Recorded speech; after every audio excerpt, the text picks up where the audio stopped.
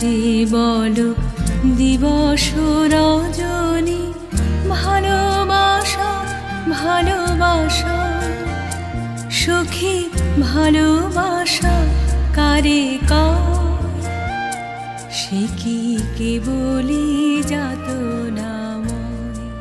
এই প্রশ্নের উত্তরের খোঁজ আজও চলছে। প্রেমের ব্যাপ্তি অনেক, অসীম, আর এই সীমাহীন ভালোবাসার সংজ্ঞা আমরা নিজেদের মতো করেই দিয়ে থাকি। কিন্তু ভালোবাসার শিকড় যে আরও গভীর। রবি ঠাকুর লিখেছেন, পৃথিবীর সব থেকে বড় দূরত্ব কোনটি জানো? জীবন থেকে মৃত্যু পর্যন্ত? না, উত্তরটি সঠিক নয়। পৃথিবীর সব থেকে বড় দূরত্ব হলো যখন আমি তোমার সামনে থাকি আর তুমি জানোই না যে আমি তোমাকে কতটা ভালোবাসি।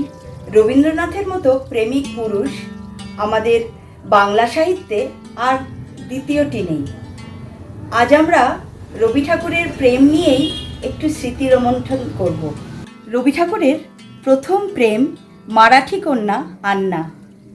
কবি ভালোবেসে তার নাম দিয়েছিলেন নলিনী। একবার বিদুষী বুদ্ধিমতী আন্না কবিকে বলেছিলেন, কবি, তোমার গান শুনে আমি মরণের ওপার থেকেও প্রাণ ফিরে পেয়ে বেঁচে উঠতে পারি। আহা, কি প্রেম! এমন তারও অনেক প্রেমের কথাই শোনা যায়, তবে দুটি নাম বড্ড ভাবায়, মৃণালিনী এবং কাদম্বরী। যেমন ভাবায় কবির ভালোবাসার অন্বেষণ। ভালোবেসে সখী নিভৃতে যতনে আমার নামটি লিখো তোমার মনের মন্দিরে। ভালোবেসে সখী নিভৃতে যতনে আমার নামটি লিখো তোমার মনের মন্দিরে। আমারও পরাণে যে গান বাজিছে তাহার তালটি শিখো তোমার চরণ মঞ্জিরে। ভালোবেসে সখী নিভৃতে যতনে আমার নামটি লিখো তোমার মনের মন্দিরে। রবি ঠাকুরের প্রেমের গভীরতা অতলস্পর্শী। তিনি বলেছেন, বালিকার প্রথম যৌবনের প্রেমের মতো সর্বগ্রাসী আর কিছুই হয় না, আর প্রথম যৌবনে বালিকা যাকে ভালোবাসে তার মতো সৌভাগ্যবানও আর কেউ হয় না। তবে বেশিরভাগ ক্ষেত্রেই এই সমস্ত প্রেম অপ্রকাশিতই থেকে যায়, কিন্তু বালিকাকে পুড়তে হয় সারা জীবন। যেমন হয়তো নলিনীকেও পুড়িয়েছিল। প্রেম হয়তো সর্বদাই পোড়ায়, যেমন পুড়িয়েছিল কাদম্বরী দেবীকে। রবি ঠাকুরের প্রাণের নতুন বৌঠান। মেঘের পরে মেঘ জমেছে, আঁধার করে আসে, আমায় কেন বসিয়ে রাখো একাদারের পাশে। কাজের দিনে নানা কাজে থাকি নানা লোকের মাঝে, আজ আমি যে বসে আছি তোমারই আশ্বাসে। কেন আমায় বসিয়ে রাখো একাদারের পাশে।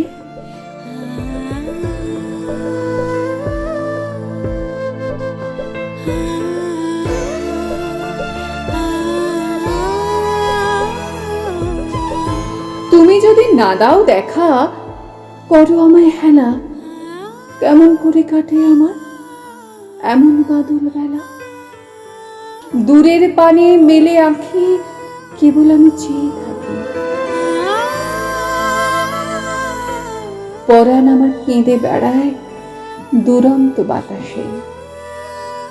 কেন আমায় বসিয়ে রাখো একাদারের পাশে।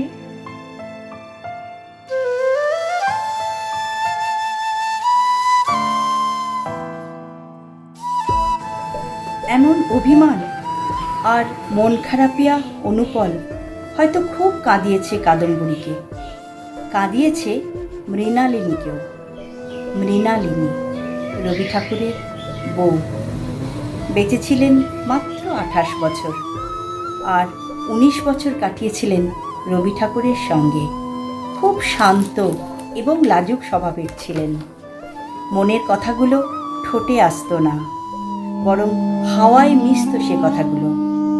আমার সৌভাগ্য, আমি রবি ঠাকুরের বউ। আমি জেনেছি অন্য এক রবীন্দ্রনাথকে,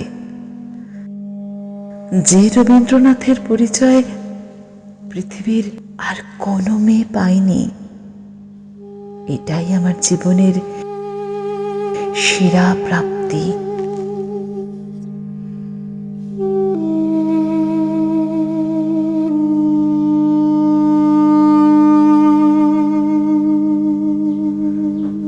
আমার আর বাঁচার ইচ্ছে নেই, শক্তিও নেই।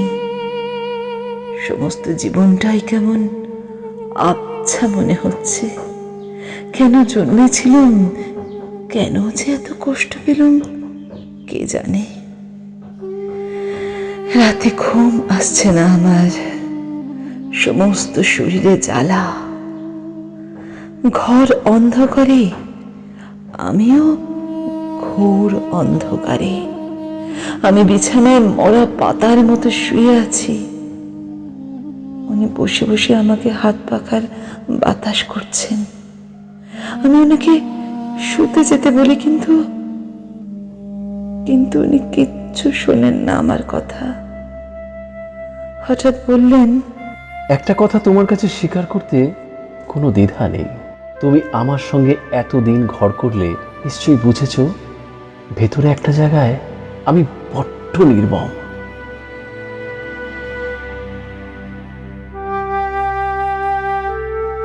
না গো, তুমি নির্মম নও। তুমি খুব দয়ালু, খুব ভালো। কত যত্ন করছো বলো তো আমাকে। আর কি চাই আমার? না না, আমি নির্মম, আমি অনাসক্ত। তবে তা কেন জানো? কই না তো, জানি না আমি। তবে শোনো, আমি অনেক দূরের যাত্রী, অনেক পথ পেরোতে হবে আমাকে। তাই নির্মম হতে হবে বুঝি? তা তুমি বলতেই পারো। আর এই তীর্থযাত্রার জন্যই আমি বন্ধু বান্ধব, সংসার, তোমাকে, ছেলে মেয়েদের পর্যন্ত কোনো দিন কোনো কিছুকেই আঁকড়ে ধরতে পারিনি।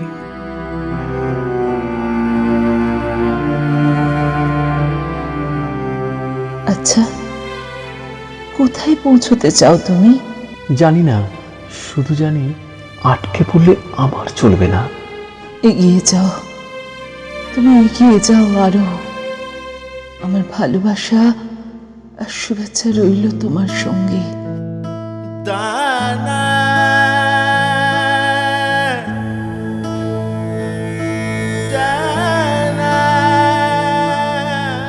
জানো, আমার মধ্যে প্রবল এক শক্তি আছে। আমি জানি সে শক্তি বিচিত্র পথে ধীরে ধীরে নিজেকে প্রকাশ করবে। ভিতরে ভিতরে আমি যদি নিষ্ঠুর না হই, তাহলে সেই শক্তিকে আমি বাঁচিয়ে রাখতে পারবো না। যদি জড়িয়ে পড়ি, আমার সব নষ্ট হয়ে যাবে। মনে মনে বললুম, আমার রবি ঠাকুর, আমি অন্তত তোমাকে খুব তাড়াতাড়ি মুক্তি দেব।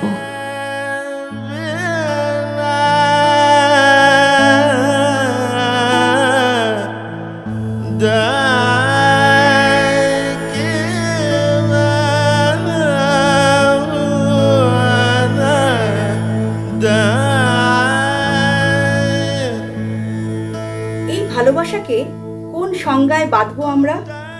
মরতে মরতেও মৃণালিনী বুঝেছিলেন রবি ঠাকুরের সঙ্গে তার সম্পর্কের বাঁধনটুকুই ছিল, আর বাকি সবটুকুতে বিরাজ করতেন কাদম্বরী, রবি ঠাকুরের আদরের প্রাণের নতুন বৌঠান। প্রিয় রবি, সেদিন ভোরের প্রথম আলোয় তুমি যখন আমার ঠোঁটে চুমু খেয়ে শুধলে, নতুন বৌঠার নামটা কেমন হয়েছে? বিশ্বাস করো, আমার আমার তখন শরীর হিম, বুক ধুকপুক, ঘন নিঃশ্বাসে তখন আগুনের ফুলকি। খুব কাছে টেনে বলেছিলুম, এত সাহস ভালো নয় ঠাকুরপো। তারপর তারপর আর কথা হয়নি। ধুম বৃষ্টিতে ভিজেছিলুম আদর জোয়ারে। তখন তোমার 19 আর আমার 21। এই মিলন অবশ্যম্ভাবীই ছিল। সবে তখন জ্যোতিরিন্দ্রনাথ বউ করে নিয়ে এসছেন কাদম্বরী দেবীকে। সত্যেন্দ্রনাথ ঠাকুর বজ্রকণ্ঠে বললেন, এ কাকে নিয়ে এসেছো বাড়িতে? এই মেয়েটা জ্যোতির যোগ্য পাত্রী? কোন দিক থেকে সে জ্যোতির মতো উপযুক্ত ছেলের পাত্রী? এটা এটা একটা বিয়ে হলো? হ্যাঁ, এটা বিয়ে নয়, এটা একটা প্রহসন। দেখো দেখো, কারোর মঙ্গল হবে না এই বাড়িতে।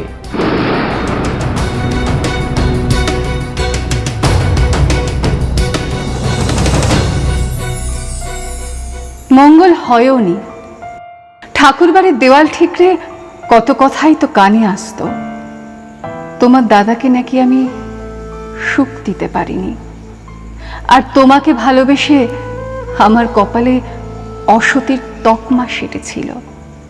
তাতে অবশ্য আমার কোনো গ্লানি নেই ঠাকুরপো। অনেকে লক্ষ্মীরানী বলে, তাতেও দুঃখ নেই। মনে আছে একদিন ঘোর বৃষ্টির মধ্যে তুমি আর আমি দুজনেই ভিজছি আমাদের সুখের নন্দন কাননে। তোমার আয়ত দুটো চোখে মেঘলা আকাশের মায়া। তুমি আমাকে বুকে জড়িয়ে বলেছিলে, ঠাকুর বাড়িতে একটি উপবাসে আমরা সবাই কষ্ট পেয়েছি, চিরকাল। আদরের উপবাস। আদরের উপবাস, মাত্র 2টি শব্দ, অথচ আমার সমস্ত শরীরের মধ্যে বৃষ্টির জলের সঙ্গে মিশে গেল ওই শব্দ দুটি। তোমার কণ্ঠস্বর স্পর্শ করলো আমার সমস্ত শরীর। আমি স্থান, কাল, পাত্র ভুলে গেলাম। বৃষ্টির জলের সঙ্গেই মনে হলো তোমার শরীর গলে যাচ্ছে আমার শরীরে, আর আমার শরীর মিশে যাচ্ছে তোমার শরীরে। আমি তোমাকে বললাম, আমাকে একটু আদর করবে? তুমি চুমু খেলে আমার ঠোঁটে। ধুম বৃষ্টি নামলো আবার।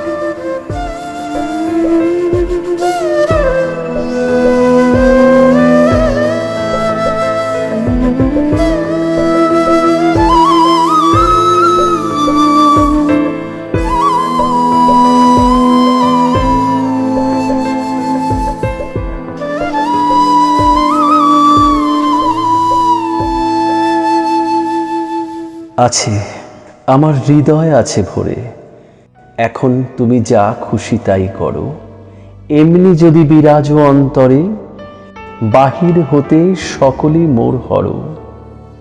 সব পিপাসার যেথায় অবসান, সেথায় যদি পূর্ণ করো প্রাণ।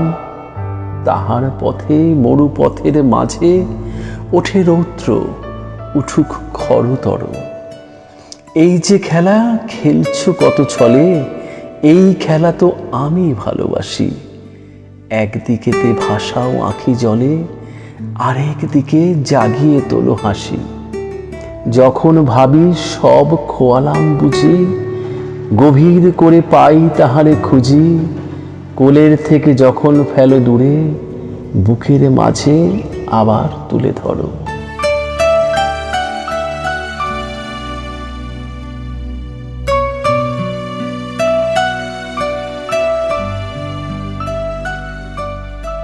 মৃণালিনী দেবী যখন ঠাকুরবাড়ির বউ হয়ে আসেন, তখন তার বয়স 9 বছর 9 মাস। সেই সময় রবি ঠাকুরের সঙ্গে তার নতুন বৌঠানের মান অভিমান তুঙ্গে। তার জেরেই রবি ঠাকুরের বিয়ের সাথে সাথে কাদম্বিনী দেবী আত্মহত্যার পথ বেছে নেন। মৃণালিনী স্তম্ভিত।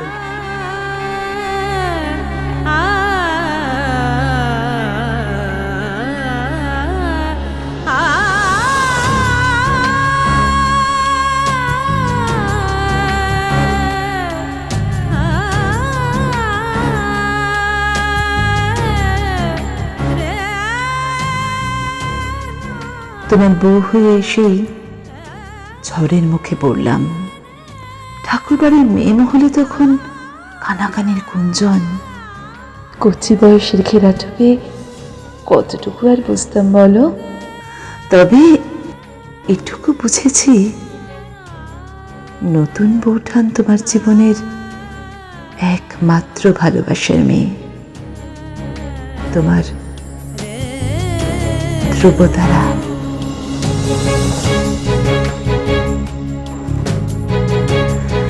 ঠাকুরবাড়ির চাপে আমাকে বিয়ে করলে।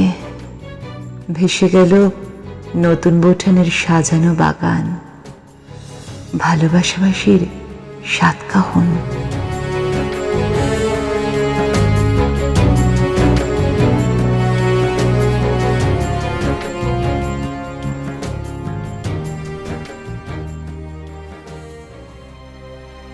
রবি, তোমাকে চিরদিনের জন্য ছেড়ে যাওয়ার আগে মনের কথাটি জানিয়ে যাই। কোনো মিথ্যে নেই এই কথার মধ্যে। আমি বানানো কথা বলতে শিখিনি। তোমাকে, শুধু তোমাকেই ভালোবেসেছি। তুমি আমার দোসর ঠাকুরপো। নতুন বৌঠান, কি হবে ছোটখাটো দুঃখের কথা মনে রেখে? ভুলে যাও, সব ভুলে যাও। পুরনো চিঠির মতো পুরনো কষ্ট ধুলায় হোক থুলি।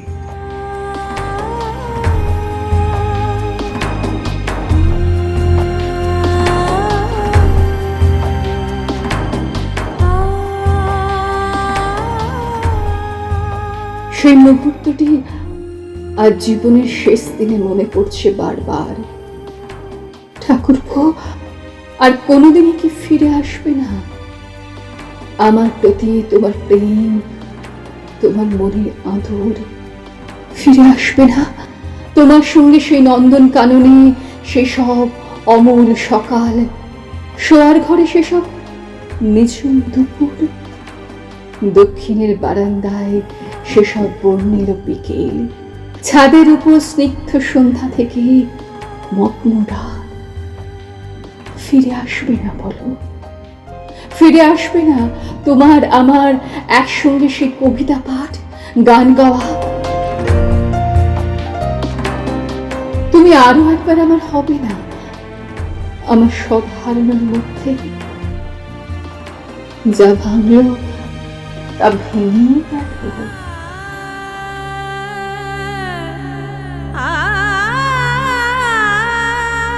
নতুন বৌঠান আত্মহত্যার চেষ্টা করার পর মহিলা মহলে গুঞ্জন শুরু হলো। নতুন বৌঠান আর জোড়াসাঁকোর বাড়িতে থাকতে পারলেন না। কিন্তু কোথায় যাবেন তিনি? কাদম্বরী দেবীর তো বাপের বাড়ি নেই। ঠাকুর বাড়ির চাপ রবি ঠাকুরের ওপর ঘন হতে লাগলো।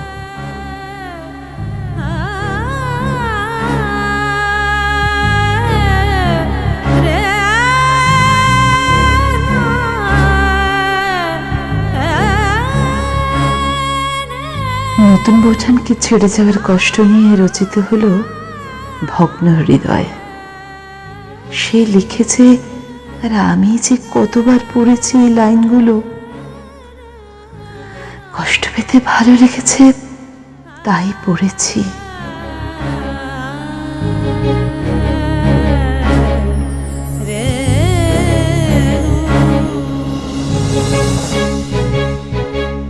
আজ সাগরের তীরে দাঁড়ায় তোমার কাছে, পরপারে মেঘাচ্ছন্ন অন্ধকার দেশ আছে। দিবস ফুরায়ে যাবে, সে দেশে যাইতে হবে, এপারে ফেলিয়া যাব আমার তপন শশী। ফুরাইবে গীত গান, অবসাদে ম্রিয়মান, সুখ শান্তি অবসান, কাঁদিব আধারে বসি। প্রেম এর থেকেও গভীর হয়। ভালোবাসাবাসীর এই মহাসন্ধিক্ষণে পাওয়ার থেকে আত্মত্যাগটাই বড় হয়ে দেখা দিয়েছে, সে মৃণালিনীর ক্ষেত্রেও আর নতুন বৌঠান কাদম্বরীর ক্ষেত্রেও। নইলে সব হারিয়ে একটা মানুষকে এমন বলতে পারেন? ঠাকুরপো, তুমি দায়ী নও। তোমার জীবনে শুরু হলো নতুন খেলা। জায়গা তো ছেড়ে দিতেই হবে পুরাতনকে। তুমি তো লিখেছ ঠাকুরপো, ঢাকো তবে ঝাঁকো মুখ, নিয়ে যাও দুঃখ সুখ, চেও না ফিরে ফিরে। হেথায় আলোয় নাহি অন্তরের পানি চাহি, আধারে মিলাও ধীরে ধীরে। তবে তাই হোক ঠাকুরপো, আধারে মিলিয়ে যাব আমি। তবু তুমি দায়ী নও, তুমি দায়ী নও কোনোভাবেই।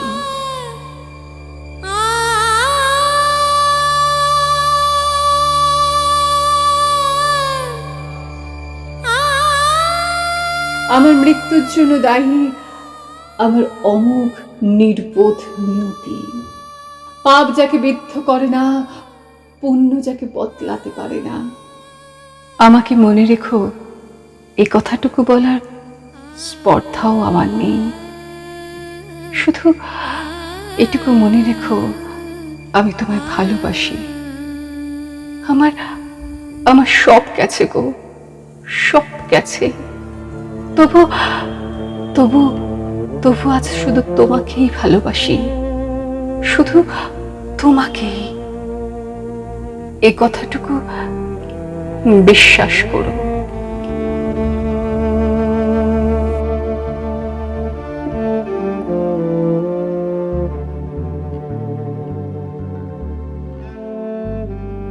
নতুন বৌঠানের প্রতিটি কথা ঠাকুরপো বিশ্বাস করতেন, তাই তার প্রতিফলন রবি ঠাকুরের সৃষ্টিতে প্রতিফলিত। তাই অভিমানী মৃণালিনী বলেছিলেন, আমার রবির কাছে তার নতুন বৌঠান নাগপাশের মতো। নাগপাশের অন্তর্নিহিত মানে বোঝার মতো বয়স আমার হয়েছিল। রবির কাছে নতুন বৌঠান অন্য একটা মাত্রা। ভালোবাসা বুঝি এরই নাম।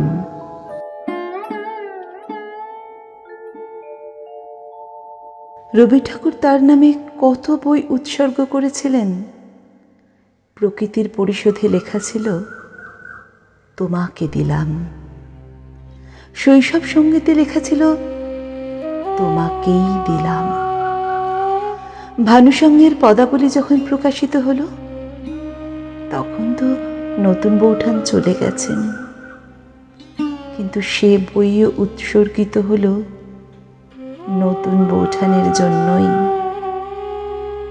মানুষও তাই।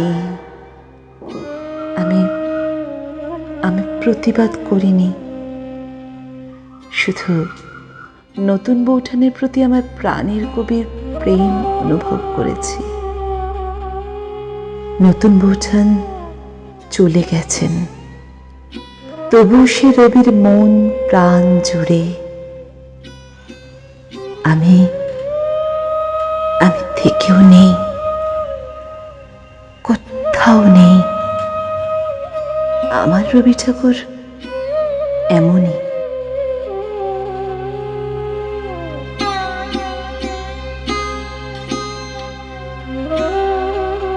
লুকোনো প্রাণের প্রেম পবিত্র সে কত, আধার হৃদয় তলে মানিকের মতো জ্বলে, আলোতে দেখায় কালো কলঙ্কের মতো।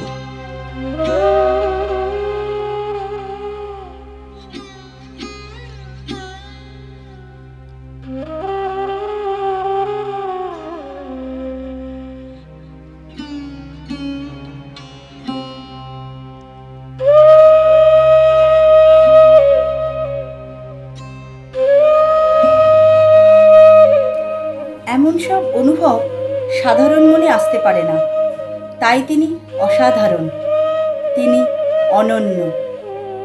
সবাই একে একে চলে গেলেন, পড়ে রইল তাদের নিয়ে রবি ঠাকুরের অসামান্য সব সৃষ্টি। একবার রবি ঠাকুর নতুন বৌঠানকে বলেছিলেন, আমার লেখার মধ্যে আরও একটা লেখা লুকিয়ে থাকলো। এক লেখা সকলে পড়বে, আর সেই লুকিয়ে থাকা লেখা তুমি আর আমি পড়ব। দুইটি তরঙ্গ ওঠে প্রেমের নিয়মে, ভাঙিয়া মিলিয়া যায় দুইটি অধরে। প্রেম লিখিতেছে গান কোমল আদরে, অধরেতে থরে থরে চুম্বনের লেখা। রবি, তোমার কি একবারও মনে পড়েনি আমাদের নন্দন কাননে কাটানোর সে সময়, সে নিবিড় আলিঙ্গন, সে চুম্বন, সেই আদর? এই লাইনগুলির মধ্যে কোথাও কি তোমার আমাদের ভালোবাসার কথা মনে পড়েনি? বলো না রবি, বলো না, বলো বলো বলো। আজি এই চিরদিবসের প্রেম অবসান লোভিয়াছে, রাশি রাশি হয়ে তোমার পায়ের কাছে। নিখিলের সুখ, নিখিলের দুঃখ, নিখিল প্রাণের প্রীতি, একটি প্রেমের মাঝারে মিশেছে সকল প্রেমের স্মৃতি, সকল কালের সকল কবির গীতি। সকলে ভালো থাকবেন, সকলে সুস্থ থাকবেন। নমস্কার। মম দুঃখ বেদন মম সফল স্বপ্ন, মম দুঃখ বেদন মম সফল স্বপ্ন, তুমি ভরিবে সৌরভে নিশীথি নিশম, তুমি রবে নীরবে হৃদয়ে মম, তুমি রবে নীরবে।